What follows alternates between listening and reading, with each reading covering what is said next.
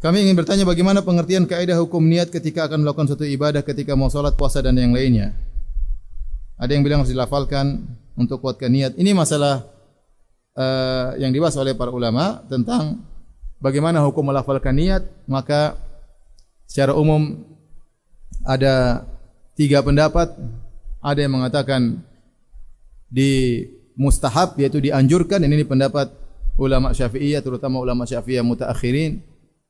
Mereka berkata melafalkan niat dianjurkan untuk mengkokohkan niat dalam hati, ya. Mengkokohkan niat dalam hati. Tetapi tidak perlu dikeras-keraskan karena itu untuk diri kita sendiri.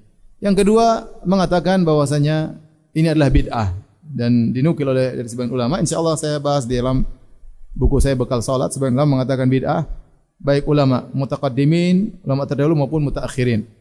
Bid'ah kenapa? Karena Nabi SAW tidak pernah mengerjakan sama sekali. Terlalu banyak hadis tentang salat, ribuan hadis tentang salat. Tidak satu pun Nabi SAW mau salat mengucapkan usalli. Dalam salat apapun tidak ada. Salat fardu, salat jama', salat safar, salat sunnah. Kalau Nabi pernah mengucapkan sekali saja di antara ribuan salatnya, pasti ada yang menukilkan. Perbedaan di kalangan ulama Ahlus Sunnah Salafi.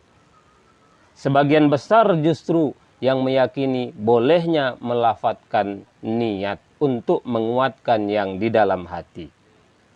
Namun kita para ustadz salafi justru sering mengesankan melafadzkan niat bukan ajaran sunnah, bukan ajaran salafi, bukan dari Ahlus Sunnah Salafi. Para jamaah, ini suatu opini yang sangat salah. Imam Ibnu Qudamah, seorang ulama salafi, ulama besar Ahlus Sunnah wal Jamaah, yang menjadi panutan semua para ulama salafi. Kata beliau di dalam kitab beliau Asy-Syarhul Kabir, kata Imam Ibnu Qudamah, an-niyatu hiyal qasdu. Niat itu adalah keinginan. Wa mahalluhal qalbu, tempat niat adalah dalam hati. Fa in laffadha bima nawahu kana ta'kidan wa in sabaqa lisanuhu ila ghairi ma nawahu lam tafsud salatuhu. Kata beliau, jika seseorang melafadzkan apa yang dia niatkan, maka itu untuk menguatkan. Jadi Imam Ibnu Qudamah, ulama besar salafi bermadzhab Hambali, mengatakan bahwa jika seseorang melafadzkan niatnya, boleh itu untuk menguatkan yang di dalam hati. Jadi melafadzkan niat itu tujuannya menguatkan. Niat tetap di dalam hati, namun dikuatkan dengan melafadzkannya. Dan jika lisannya mendahului selain apa yang dia niatkan, lam tafsud salatuhu, salatnya tidak rusak.